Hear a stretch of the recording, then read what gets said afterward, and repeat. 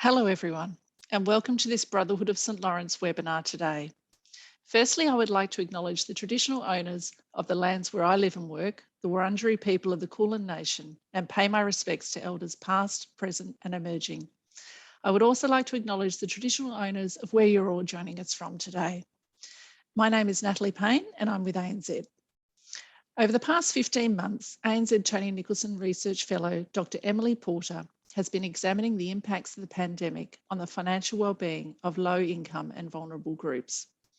The ANZ Tony Nicholson Research Fellowship was established at the Brotherhood of St Laurence in 2017 to recognise former BSL Executive Director Tony Nicholson and his many years of leadership in advocating for disadvantaged peoples in Australia, and the longevity of the partnership between ANZ and the Brotherhood of St Laurence, which began in 2002 when we co-developed our match savings and financial education program, Saver Plus. The Financial Lives in Uncertain Times research series, conducted under the fellowship, analyses data from the ANZ Roy Morgan Financial Wellbeing Indicator, kindly provided by Roy Morgan to the Brotherhood of St Laurence through our partnership. Today's webinar focuses on the findings of the final report in the series, Losing Traction, Lessons in Financial Wellbeing from the COVID Crisis. ANZ has been conducting and supporting research into financial literacy, capability and wellbeing of Australians since 2002. Last week, ANZ launched the 2021 Financial Wellbeing Survey with the support on our steering committee of Professor Shelley Mallett, Director of the Research and Policy Centre at the Brotherhood of St Laurence. I would like to take the opportunity to thank Shelley for her guidance and support with that research. The 2021 survey found that socioeconomic factors, including life events, had the largest impact, accounting for more than half of what drives an individual's financial wellbeing. Factors such as a person's health, their earning potential, unemployment issues, their life stage, and their access to social support were all key to their financial wellbeing. People with low financial wellbeing were often more impacted by poor health, the limited ability to earn, and limited access to social support network. This finding further highlights the importance of the Financial Lives in Uncertain Times research being discussed today by our panellists. In a moment, Dr. Emily Porter will take us through the key findings of this research. We would like to congratulate Emily on her tenure as the ANZ Tony Nicholson Research Fellow over the past 15 months and for her outstanding contribution to furthering understanding of the implications of socioeconomic shocks on financial wellbeing for the most financially vulnerable in our society.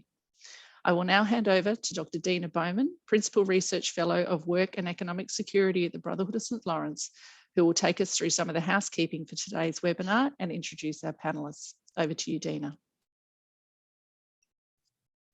Thanks, Natalie. I'm speaking to you from Wadawurrung country in regional Victoria. We've really appreciated the support of ANZ that's enabled the Financial Lives in Uncertain Times research and the fabulous contribution that Emily has made. First, some housekeeping. We welcome Megan and Leanne, our Auslan interpreters today, and Roxy is doing the captioning. If you want to use closed captioning, just click on the button at the bottom of the screen, the CC button.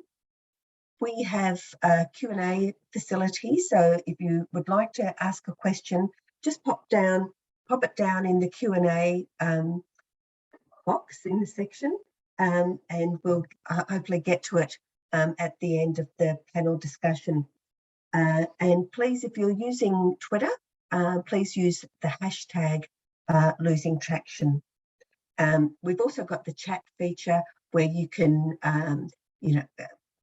make comment and perhaps ask a question, although we do have the Q&A section. The webinar will be recorded, so if for some reason you have to drop out, you can catch up on it later and we'll publish that on our website. So I'm looking forward to a lively discussion and we're joined by a wonderful panel.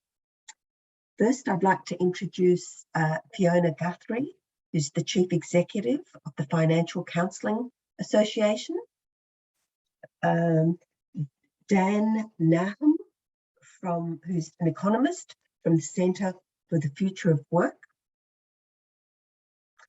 Catherine Boyle, Executive Director of Welfare Rights Centre, and of course, Dr. Emily Porter, the outgoing ANZ Tony Nicholson Fellow.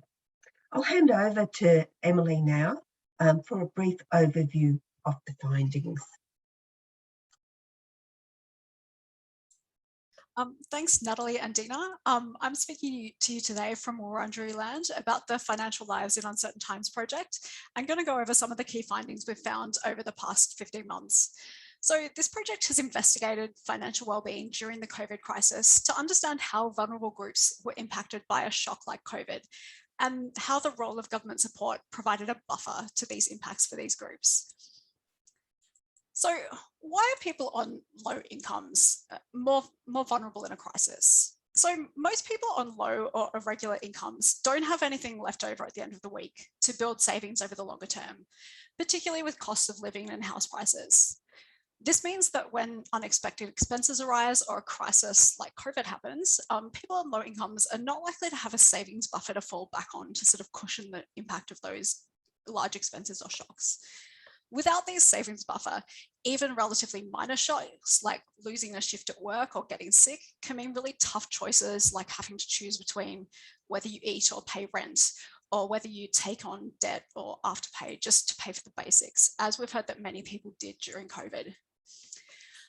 These challenges are going to sound very familiar to those unable to work and relying on social security for whatever reason.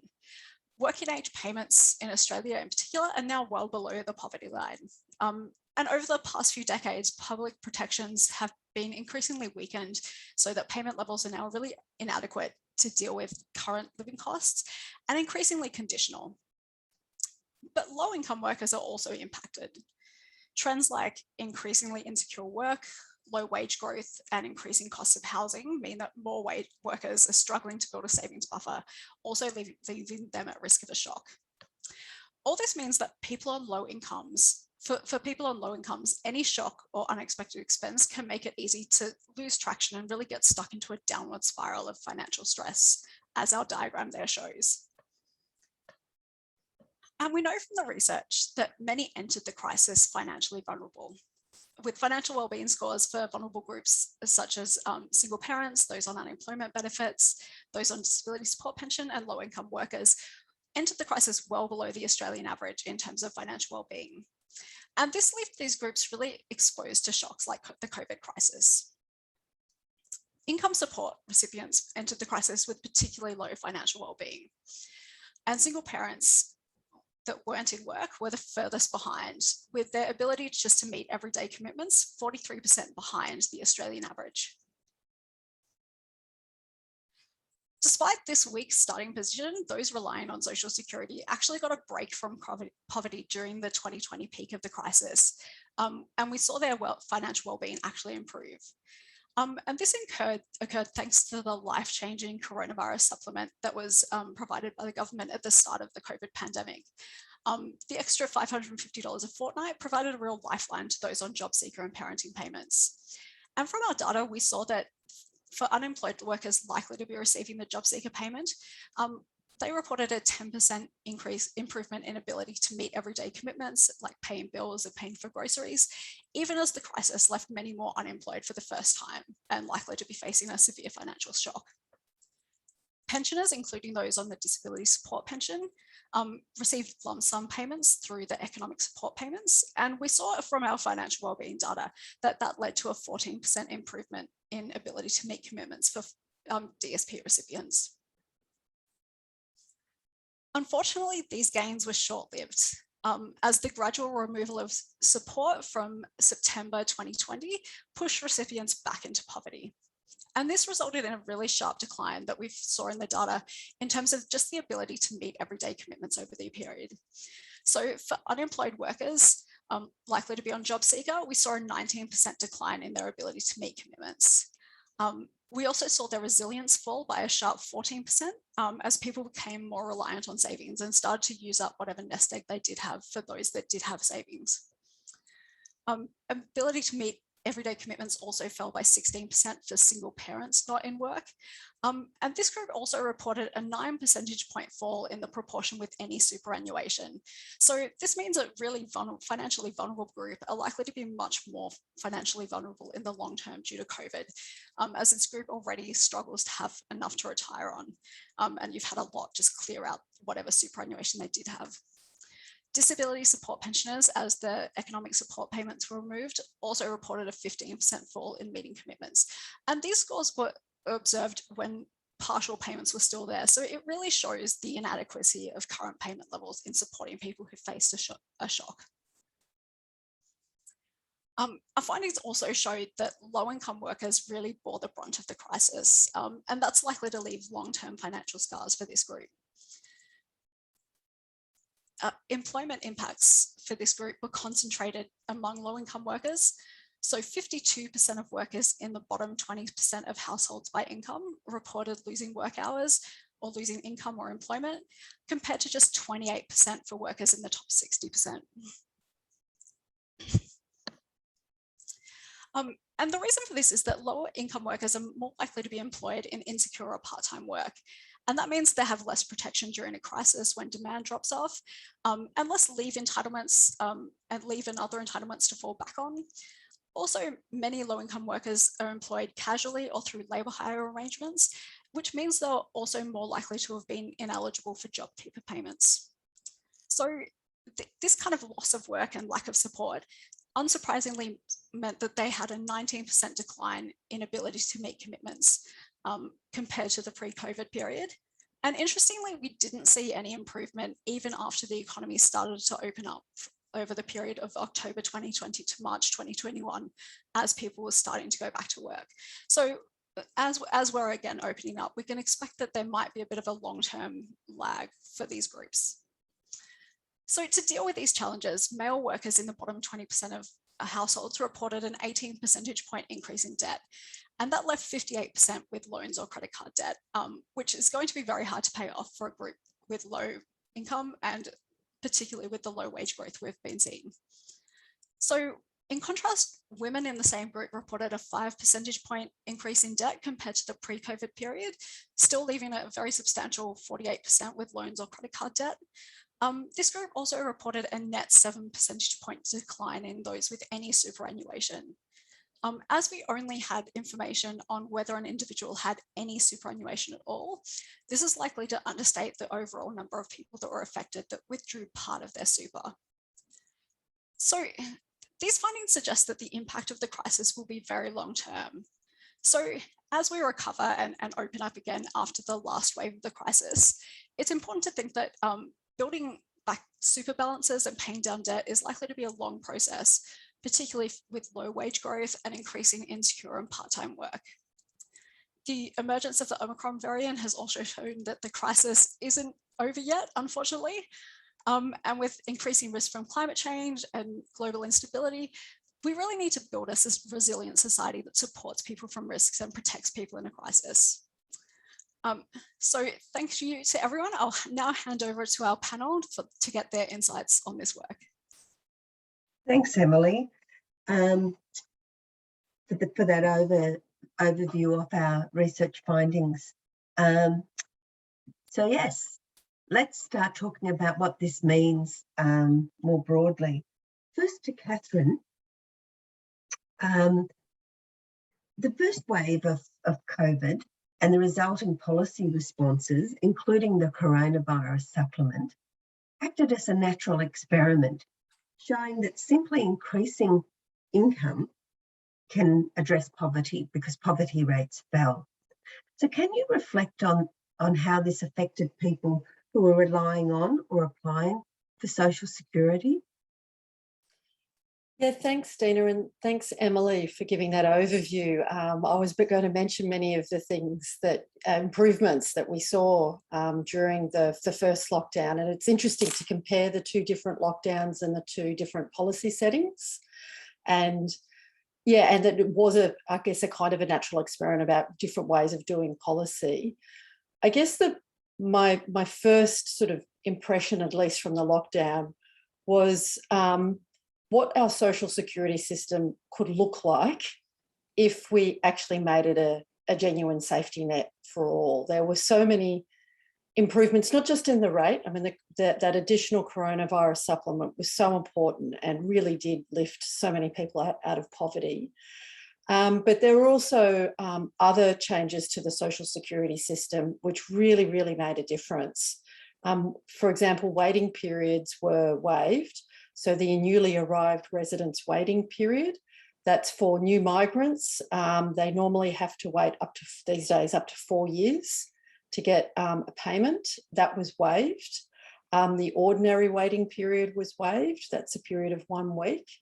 Other changes were the incomes and assets tests were eased, mutual obligations were suspended, debt collection by Centrelink was paused, and really importantly, the claims process was streamlined.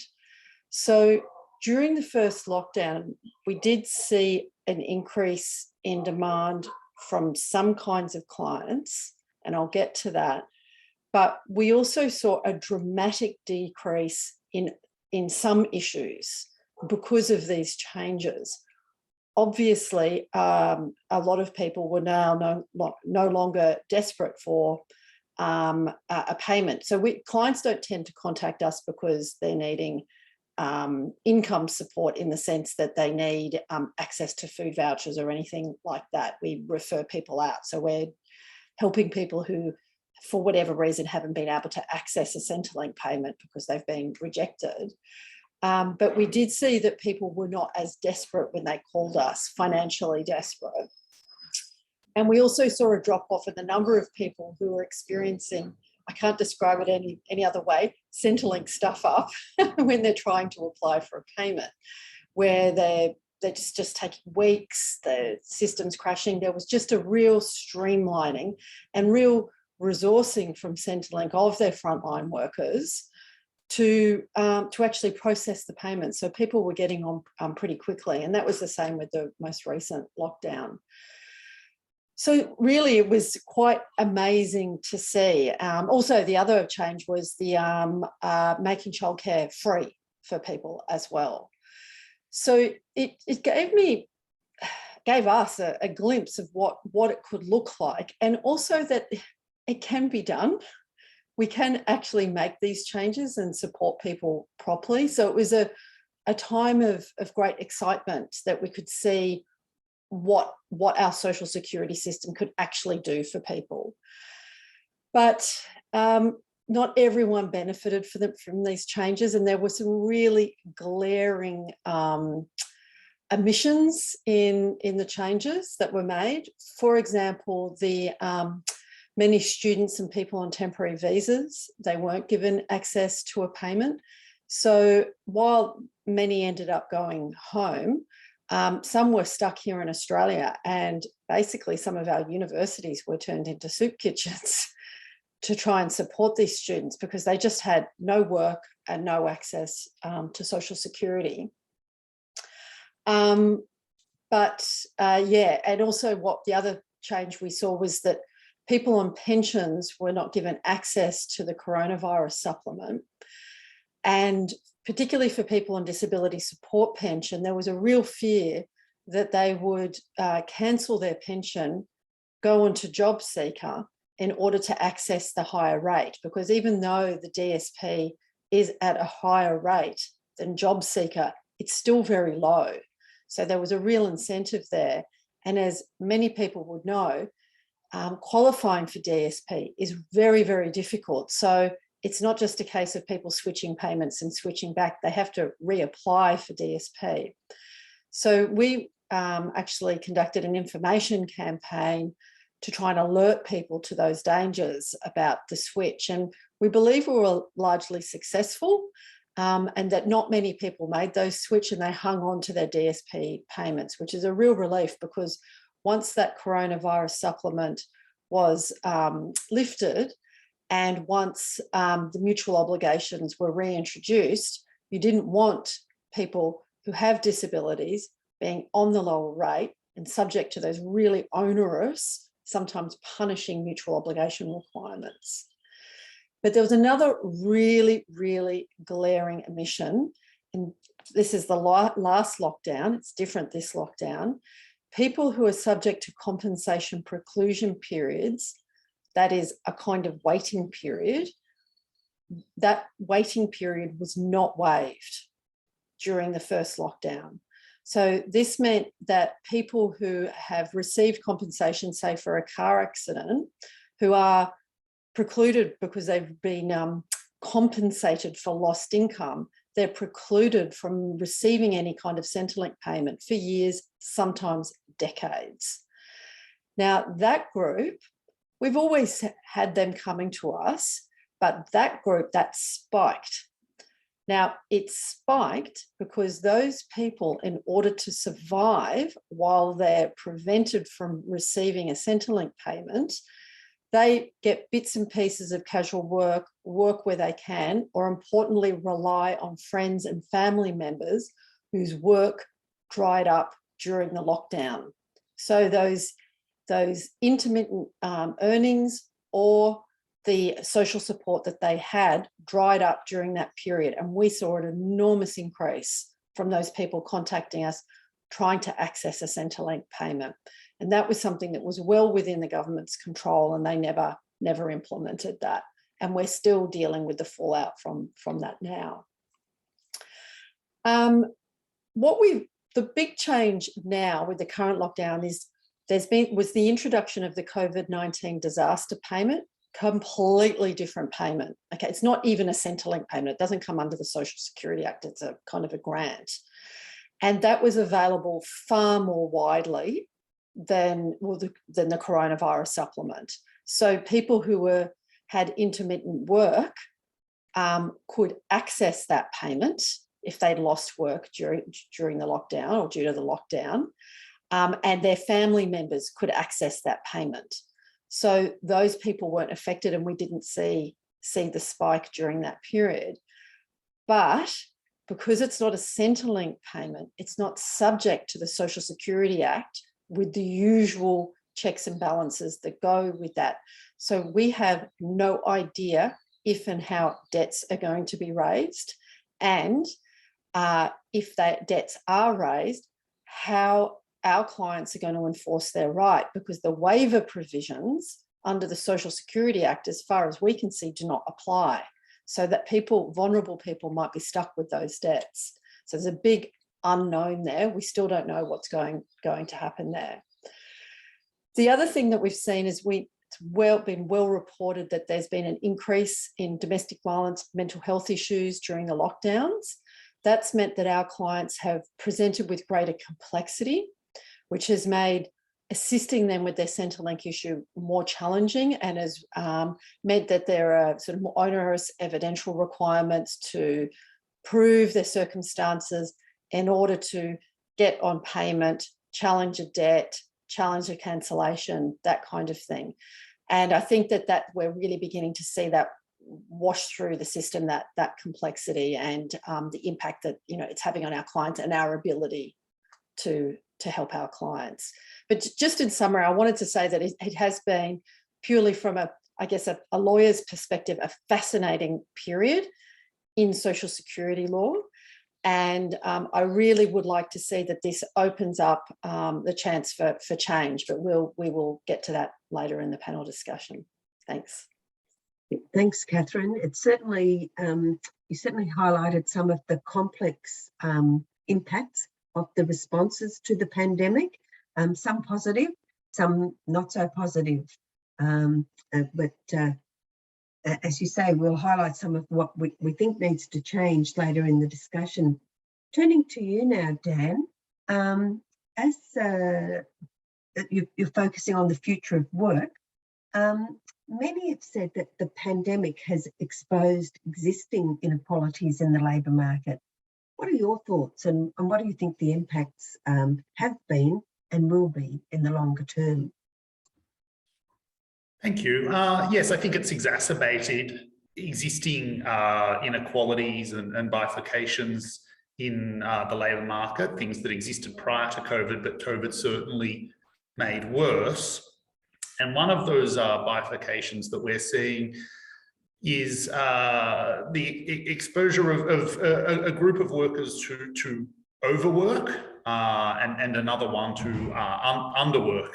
And there are insecure workers in both cohorts, but the underworked cohort definitely experiences that precarity in a more sort of frightening and visceral way. The overworked workers suffer different social and health problems from that.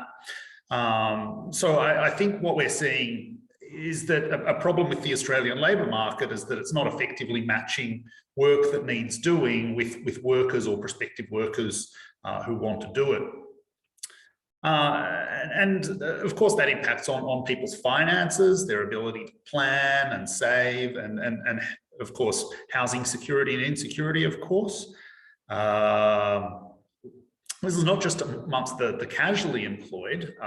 So there are various types of precarious employment. So casual, often people think precarious casual, but also, I mean, if you're working part-time and you have variable hours from week to week, that's really going to affect your ability to plan, save, get a mortgage, things like that. Gig work is another growing area of precarious employment as well, and oftentimes people in gig work are doing that work because really other employment options aren't available to them, much as the sort of gig sector likes to trumpet the idea that it's sort of flexible or you know, a side hustle. I think through COVID, a lot of people have just been doing it because they don't know what else to do, really. So I might just throw out a few figures just to illustrate who has been affected most and in what ways by the crisis. So between March 2020 and October 2021, there's been a total decline of 1.2% in the number of employed people. It did go back up above the pre-COVID number for a little while, but now it's back below again. Men were less affected than women, so they went down 0.8% over that period, whereas women went down 1.7%. So really, like in proportional terms, twice as bad for women as for men. Casuals were employed particularly badly, and in a sense, a grim sort of sense, that's the system working as intended, because casuals are very easy to let go of. So when businesses experience a crisis, obviously they're going to look to let go of the easiest workers to let go of. So that was the casual. So that casual employment is down 7.6% on pre-crisis, but there was also along the way this huge casualisation of the Australian workforce as well, where people who had previously been let go were rehired as casuals. In terms of age groups, it's the young people who have felt the effects most negatively. I think the 15 to 24s down 7.8%, the 25 to 34s down 5.3%, March 2020 to October 21. Interestingly, the 65 pluses are up 6.5%. So even though the government thinks it has a good story to tell about overall employment growth, when you think about what those 65 pluses, what they're doing in the labour force, that's telling us a story about inadequate retirement incomes. It means it's people who might well want to be retired, who are unable to retire because they have to keep working to support themselves. And the last bit of quantitative data I'll throw out here was just that the public sector is down by 2.5%, which is a real worry in a crisis, because usually what you would expect in a time of economic crisis, and this has been an economic crisis, not just a health crisis, is that the government would really make an effort to use the levers that it has, such as public sector hiring, to try and offset some of the economic impact of the crisis. And so the fact that the public sector figure has gone down shows that we don't really have that committed government investment in full employment. Really, they need to expand the public sector, both for the sake of the overall labour market, but also because it will force private sector employers to improve their offering as well. The public sector continues to be an employer of choice, and I think if there are just more good jobs out there, then that means that the private sector has to follow suit. The other thing that I would mention is just a need for investment in publicly funded training. I mentioned that mismatch between jobs and workers before, and we can use carrots and sticks to get employers to invest in training. There's certainly plenty of labour underutilisation in the Australian economy, no doubt about that. The headline unemployment rate is much lower than the overall amount of labour underutilisation. There's a lot of people who are underemployed or that have just given up on looking for work in the Australian economy. And if employers, you're hearing a little bit about skills shortages at the moment. If employers really think there are skills shortages, well, they could try offering better wages to attract the people that they want to work for their enterprises, and or they could try paying for training themselves. But you're not really hearing them leaping to do that just yet. Thanks, Dan. There are a lot of food for thought. Now, Fiona, Emily shared some of the findings about the increase in debt. So I'm wondering how our findings resonate with the experience of financial counsellors now and during the pandemic.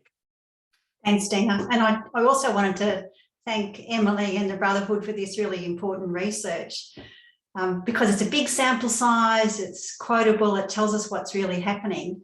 And I think as we're coming out of the pandemic, hopefully we're coming out of the pandemic, we're going to hear a lot over the next few months about an economic recovery. And what's really clear from the research is that it's very uneven. And the report's title says it all, doesn't it? Losing traction. And your question that you posed at the end, how do we increase the resilience of people, is exactly the right one. So thank you for giving us that data. Dina, you asked me to talk about what financial counsellors saw, so I'll just talk about that really briefly.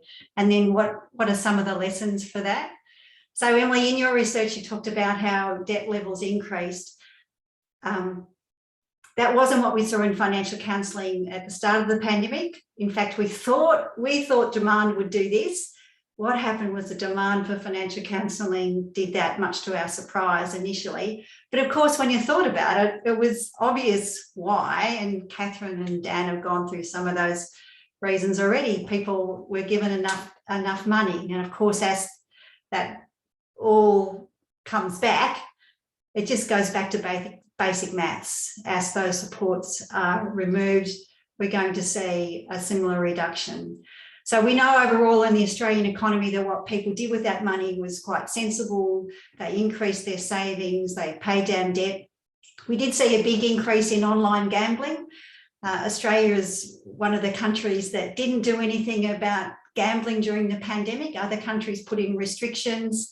We didn't do anything like that. We also saw in financial counselling a big increase in buy now, pay later debt. And you might have seen our report yesterday. There's lots of problems in the credit marketplace. Buy now, pay later is the most recent.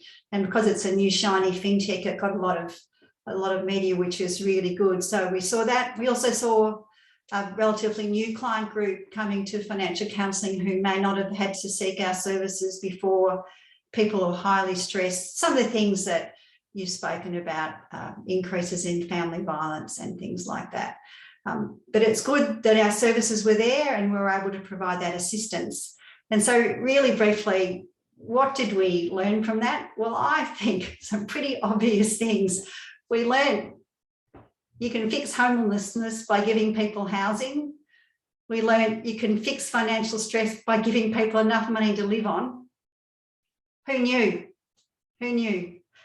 And then the other thing I learned, and this is the thing I would like to see come out of the pandemic, is if we just treat people with respect and with kindness and look after each other, we are so much stronger as a community. And so we have to remember that coming into the next period. We can't have gone through all this pain to leave people behind. I don't want to see financial counselling services get busier, but that's what we are going to see. We're seeing it in the face-to-face services already. It'll come through the phone lines. It's just a matter of when, and your research, Emily, is showing, I think, that's pretty close. So I'll finish there, Dina. Yeah, thanks, Fiona, and good segue to moving on now to what needs to change. You've flagged some of the issues. We know the challenges. So what needs to happen to try to address those challenges? First to you, Catherine. Yeah, look, it's a no-brainer. Increase the rate of job seeker payment. It's just so obvious that increase we had of $50 a fortnight does not cut it. Needs to be greatly increased, as do the pensions as well. They need to be increased. I think one of the things that's really clear is that grinding poverty does not act as an incentive to find a job. It's actually a barrier to finding work. And it increases, places stress on people. It increases mental health, creates stress within the family. You absolutely need to increase that rate in order to maximise people's opportunity to find work. It just doesn't work at the current rate that it is. I think the other thing that I would like to see changed is mutual obligations and the way they currently work. At the moment, people find themselves suspended from payment for really, really minor failures. There's a real punitive approach often to our clients. We find job service providers too ready to suspend people off payment, and there's a cycle of suspensions. And it's really, it creates a lot of stress, not just for our clients, but also puts a lot of pressure on very underfunded services like ours, because every time that happens, we need to provide legal advice to that person about how to resolve that. And there are hundreds and thousands of people that this occurs to throughout the year. And I think the final thing I would like to see changed is the eligibility criteria for disability support pension. It is so difficult to get on DSP that many people who are incapable of working are relegated to the job seeker payment and the mutual obligation requirements that go with that. They're the clients who are getting suspended because they cannot meet those mutual obligation requirements. They also cannot survive on the rate of job seeker payment because they have medications and other expenses that they need to pay for, and they don't have access to that higher rate of pay. At the moment, the eligibility criteria, I can't describe it in any other way. It's Kafkaesque. It contradicts itself. That it is a maze. The evidential requirements are unrealistic. Ironically, the people who most need it are the most incapable of gathering the evidence for those to qualify for DSP. That's an urgent need of reform. There's currently a parliamentary inquiry into the disability support pension, and we're really looking forward to that report, and we really hope to see that the difficulties that we identified or that Economic Justice Australia identified in their submission are addressed. So yeah, they're just a couple of the thoughts that I think, we need to see changed. And I really think that if you do get those settings, those policy settings right, that we will see changes in the workplace and in people's access to work, and also in better wages and conditions as well, because employers, I'm sure we know, will need to improve their offering, and also obviously in debt. So I really think it starts with that basic safety net, and that we need to get that right. Yeah, thanks, Catherine. And certainly the issue of people with partial capacity to work who are on job seeker have been, that we examined that in a recent report, Dead Ends, which is on our website. So I'd encourage you, if you're interested in that issue, to check that report out.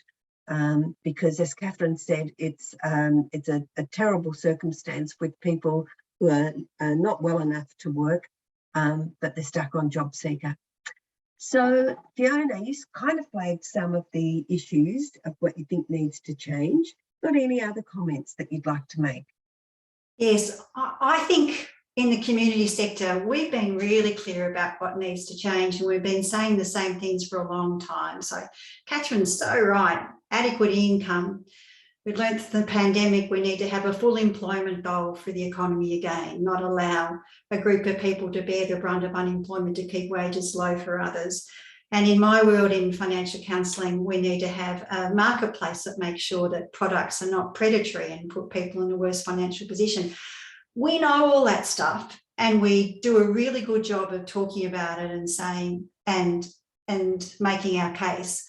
But I think increasingly we have to think more about how we get change. We know what we want to change, but how we get change. And also, I think we do that really well. I think we've got great leadership from the Brotherhood, for example, from ACOS, from lots of our peak bodies. But I think part of it is remembering the voices of the people that we are here for and making sure those voices are amplified. I think financial counsellors do that really well.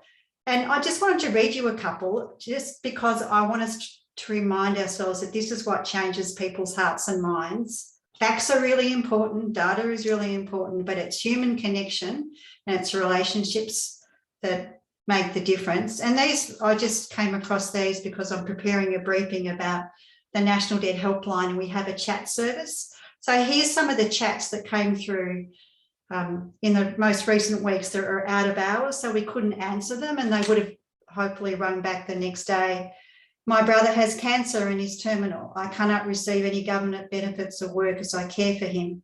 I've taken emergency leave but only receive 11 hours a week in pay. I have a husband and 16-year-old dependent. Please help. My son had a car accident. He was at fault and he crashed into 2 parked cars. No persons were injured, but he has no insurance. Now he's been sent a quote of $19,000 just for one of the vehicles he hit. He doesn't have that amount of money, has been given 7 days. What are his options? And the last one, I can't make ends meet on Centrelink JobSeeker payment. I've been unemployed for a long time and I'm 64 years old with arthritis in my fingers, hands and wrists. I've not been able to make any payments towards my council rates and I owe them around $4,000 in arrears. They passed my account on to debt collectors and I don't know what to do. Can you please advise me of someone I can talk to? So I know this is the kind of work that we deal with day in and day out. It's why financial counsellors are such an important part of our community, our economy. And I really believe that part of the how for us getting change is to make sure that these kind of experiences, preferably talking directly to people, are shared with the people who make decisions and in the media. Yeah, thanks, Fiona. And it's quite right, is that it's going to be easy to sort of pass off the really the terrible impacts of some of the policy settings on people's lives unless you're directly exposed to it, which is part of what we try to do too, is to highlight just the impacts on people's lives. But Dan, perhaps turning to the future, perhaps with an optimistic lens, what do you think needs to change so that the labour market can work? Sure. Well, I mean, I guess the first thing that we need to do is stop doing what we're doing. So at the moment, we're using the punitive level of JobSeeker and to a certain extent DSP and the conditions around those benefits to enforce labour discipline. And so essentially, workers are losing wages and conditions in their negotiations because the cost of job loss is so high. And what I mean by that is if people were to lose their job and go on to JobSeeker, that would be something that would cause them a great deal of financial and personal suffering. And workers know that. So I think we need to move JobSeeker back to the level that it was during the first lockdown for sure, at a minimum. The mutual obligation requirements get in the way of people working, as I think Catherine alluded to. So we need to reduce that conditionality.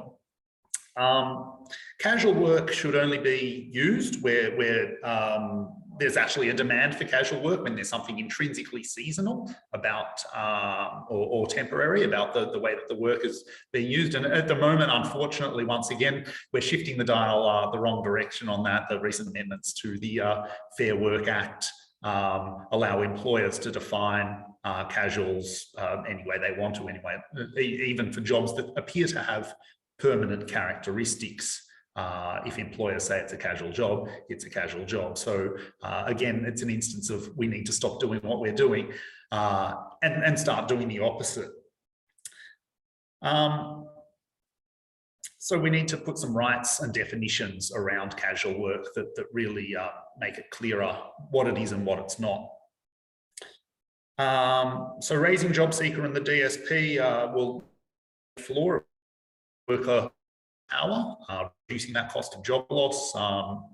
We'll just allow workers to bargain harder. Of course, we need to make it easier for workers to bargain collectively as well. That's a system that has really broken down and been broken down deliberately in recent years. We need to undo that. Just something I thought I'd throw in terms of looking to the future, which is, this idea of a full-time work week being 37.5 hours, that didn't fall from the sky. Other countries have different standard work weeks. And if we want to distribute work more evenly so that we don't have these cohorts of overworked and underworked people, there's less of that bifurcation, we should consider a shorter standard working week for the same pay. And of course, there are international examples such as, France, Sweden, Portugal, and so on. So definitely some examples we could follow there.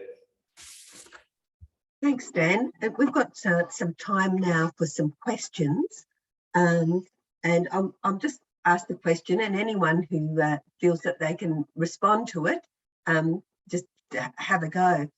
Well, what can we all do to advocate for a fairer social security system, which we know is possible in the lead up to the federal election next year and beyond?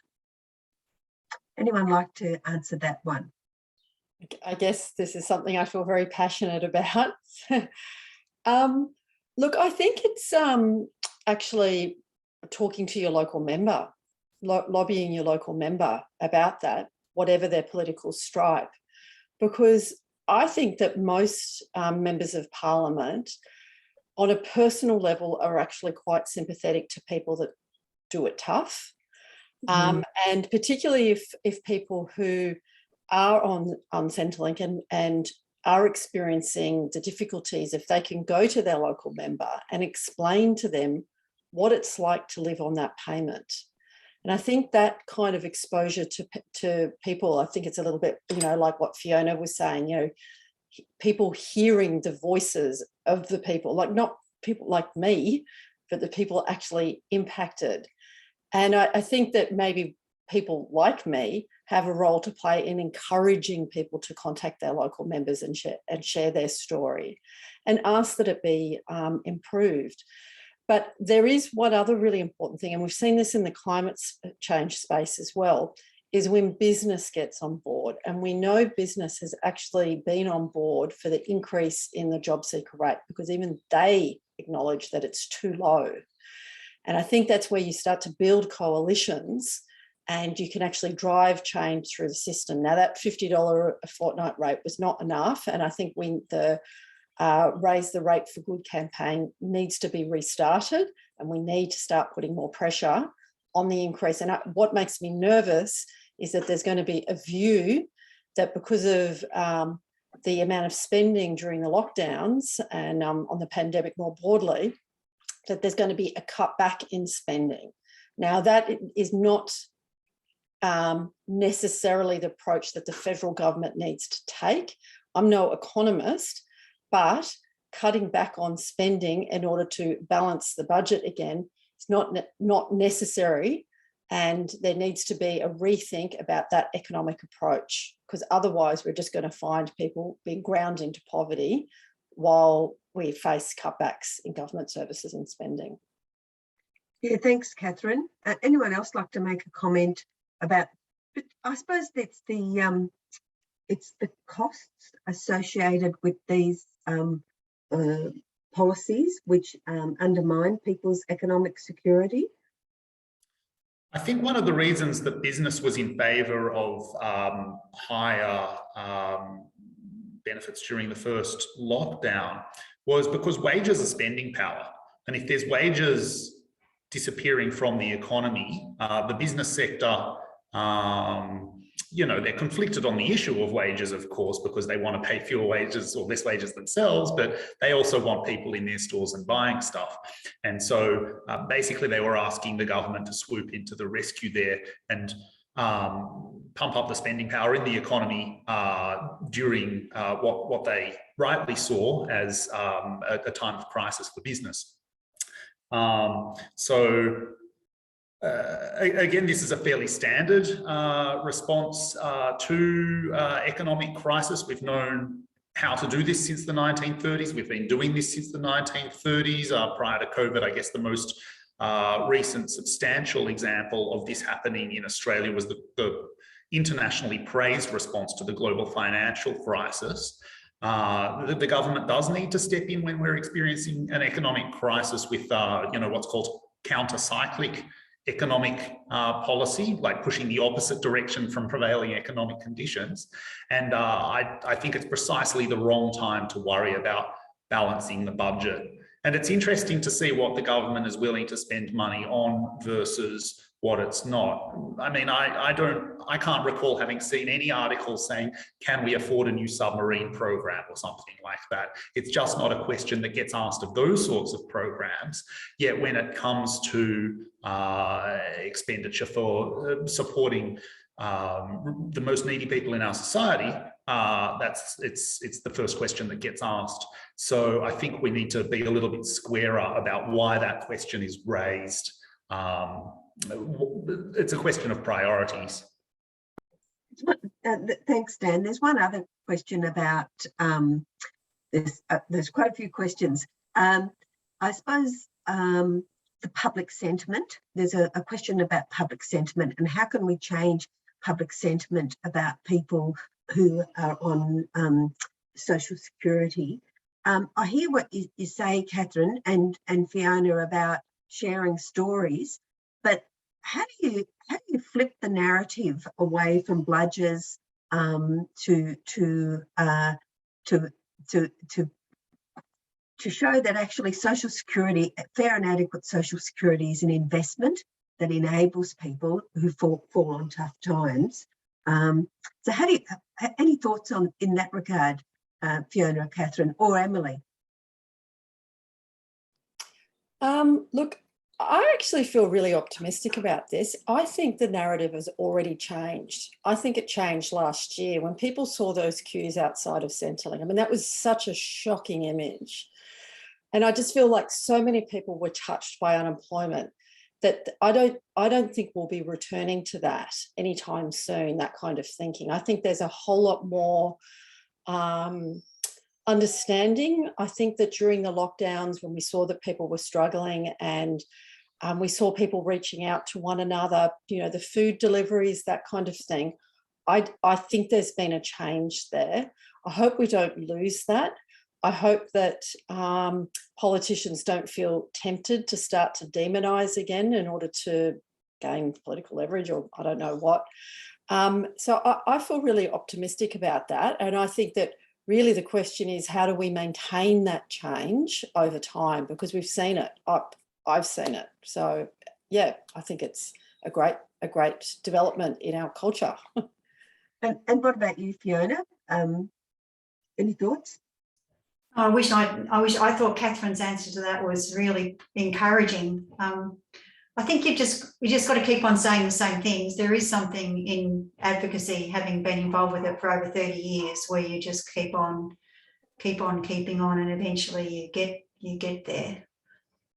Interested to know what Emily thinks. Any thought, Emily? I agree with what everyone else has said. And I think to Dan's point earlier, I think we need to be flipping the narrative. And instead of asking how much does it cost, ask like what are the costs of not investing in these people? What are the costs of, you know, if someone doesn't have enough money to eat, they're not going to do well in a job interview. If parents can't afford to provide food to get the necessary educational equipment, they're not going to do well in school. This is actually investing in people for the future. And I think we need to make the case that this isn't charity. This is actually making an investment for a healthy, strong, resilient and productive society. Thanks, Emily. Great way to end the discussion, because I think we're coming up to time.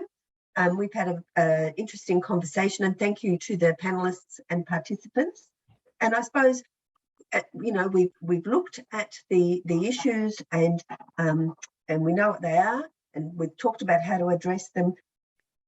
In our report, we argue very strongly for a decent safety net that can provide adequate income and enable resilience, access to quality employment that allows people to build their own resilience, and a robust social infrastructure base that delivers dignity and opportunity.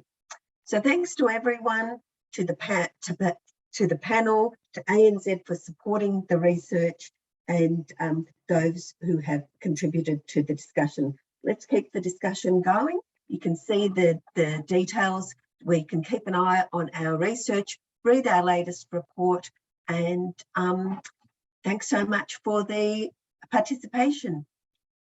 Bye.